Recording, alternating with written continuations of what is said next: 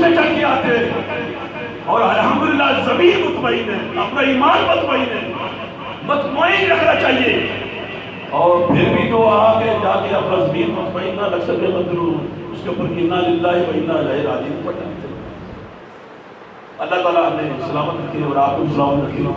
اور میرے بھائیوں، میں نے پہلے بھی کہا تھا یہ قرآن پاک ہے، کم از کم یاد ہو 5 منٹ سارے بھائی اس کو 5 منٹ پڑھ لیں، تلاوت کیا کریں.